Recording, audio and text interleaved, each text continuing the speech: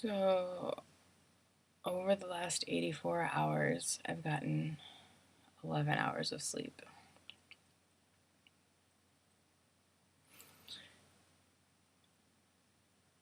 I don't know if I'm tired because I don't really want to go to bed because I want to go do stuff, but my brain is all like jumbled. Anyway, I took an Ambien like 30 minutes ago and still waiting for it to kick in. Yep, I have some high hopes for it. Since I haven't been sleeping, obviously. I figure maybe it'll help. But I don't know if any of you out there have manic states and you get super productive. I don't know. Be honest, I've wanted to do art projects and shirk my responsibilities at school. And I'm getting really excited about doing art projects. But I don't have time. But when I do them, I'm just so happy. So happy. Compared to when I'm in a down and don't want to do anything. It's like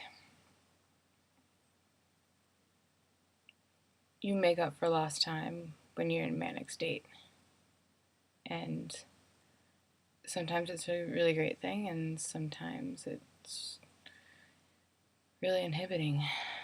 I don't know if it's more inhibiting to being in a down or less, but cleaned a lot of things pretty quickly.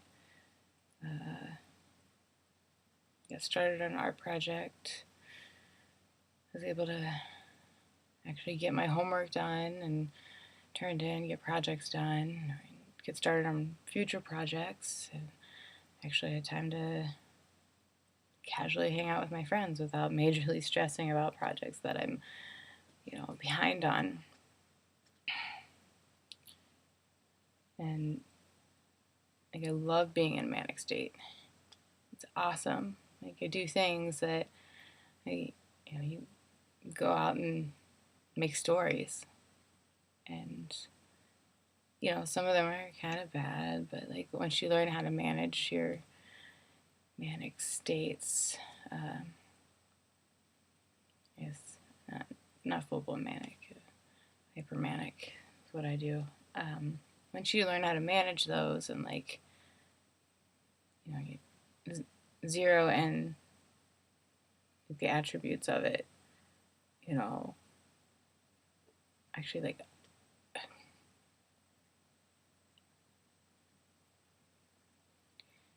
delegating them to the right topic, to the right thing that you need to be doing. You just get so much time.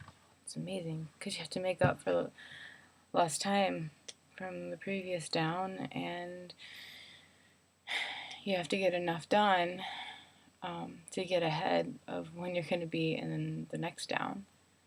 And it's great, except for there comes a point where your mind can't keep up with it all, and it just turns into sitting and staring off and having these really complex thoughts coming into your head, but you physically you're limited, and then you get bursts of physical energy, and it's awesome. But what goes up comes down. And when you're in and up and you have a mixed state and sometimes you're already agitated and then you have to throw mixed state on top of that. It's like, the down is coming again. You don't know exactly when, but you can feel yourself tapering off. Or you have to force yourself to sleep, hence the Ambien. 84 hours, 11 hours of sleep and all of that. Even if I was to keep staying up, any work that I did wouldn't be quality. I'd have to go back and re-edit a lot of stuff. I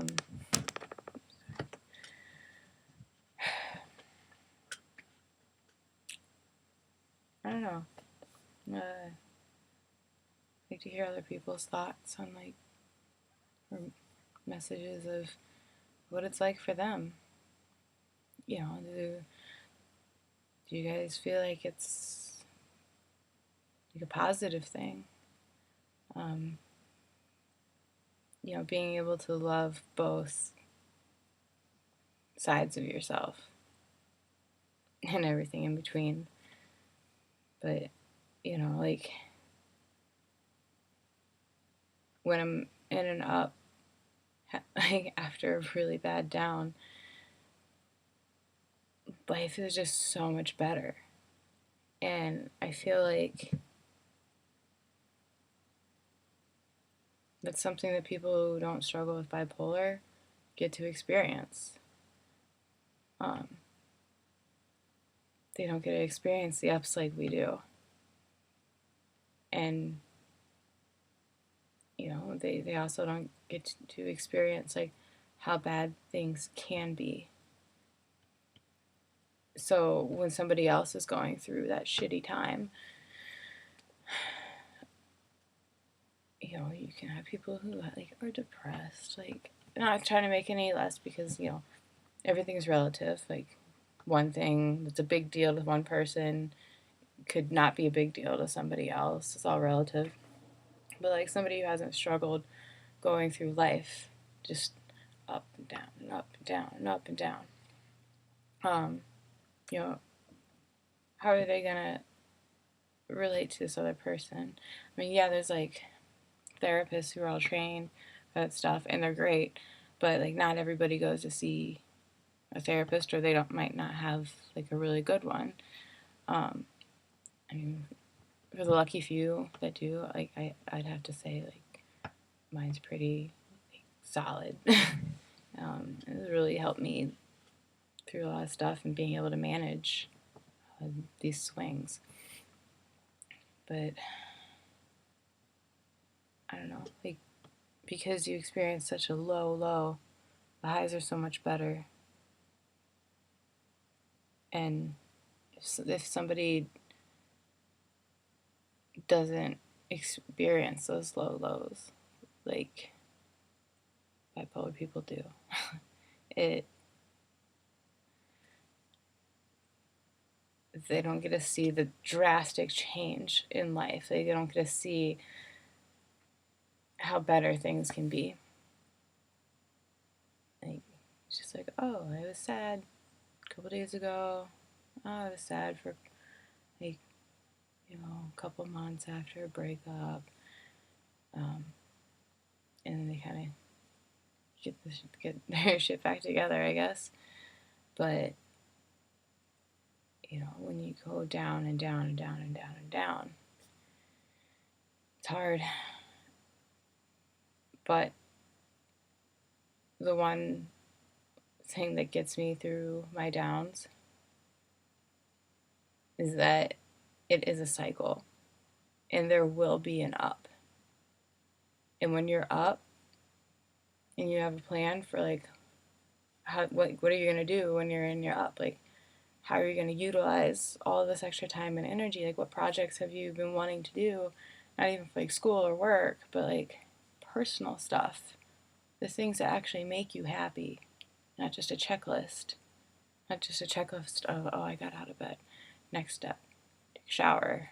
Next step, eat something. Next step, drive to campus, then get on the bus. Like, check off all these steps. Like, it's not like that. You get to plan ahead and be like, these are the things I really want to do. And now I have all this extra energy to get, like, my responsibilities done and be able to do something to, self-care. And the ups are good. The ups are really good. Until they keep you awake for 84 hours, except for 11 hours of randomly sprayed in the Ambien, which is frustrating because, I took it and I can tell I'm like getting a little bit, but, a typical person, like 20 minutes and they're out like a light. And I don't know about anybody else who takes an Ambien and they're in an up, and the Ambien happens to put you to sleep, but then you wake up like 3 hours later and you're like, all right, yeah, like I'm excited, like let's go do something, start being productive. And then you realize like, oh wait, my body really does physically need more sleep. And so, and you get like random spurts of energy, like even your body is like, your body can do a lot of really cool things. Yeah, it's frustrating. Frustrating, but good. It's a different perspective on the world. And a lot of people don't have it. And I'm sure a lot of us wish we didn't have it. But, blessing in disguise.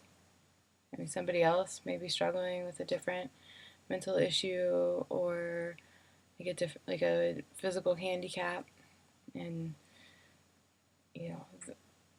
they have to find the positives in their life as well. You never know what anybody else is struggling with. So, yeah. I don't really know where I was going with this whole thought from beginning to end. But bipolar can be a positive thing. It gives you a lot of perspective on what's actually important. Just when you're in a down and you're wanting to do like bad things or, like self-harm or like suicide or whatnot, you're in such a shitty place that you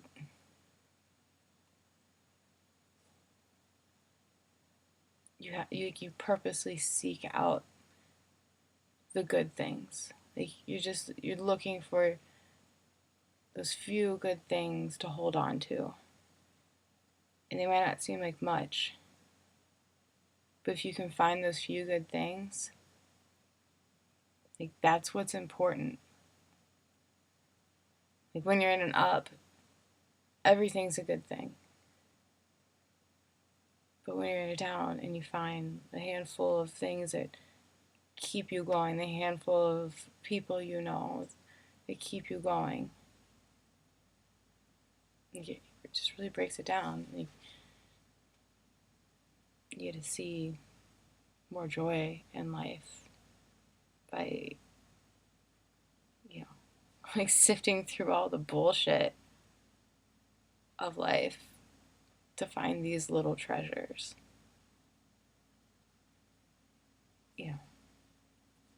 So when you're up, they mean that much more to you. It just is. When you're up, though, you have more energy to go do the fun things. Yeah. Took an evolutionary psychology course. I'm taking it now, actually. So, hopefully in one of these I'll kind of do a breakdown of, we're actually going over the topic of happiness, and like what it actually means, and biologically, how does it work, and psychology, why we do what we do, biological psychology, underlying of why we do what we do. There's always a reason. So when you're in a down, acknowledge it, accept it. It is what it is.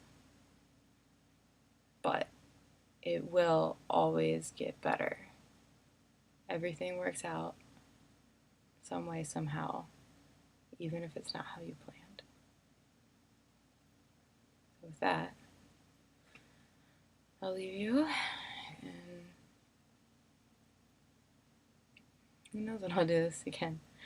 It's feeling spontaneous. #Manic. So, have a good rest of your day, or night, or whatever time it may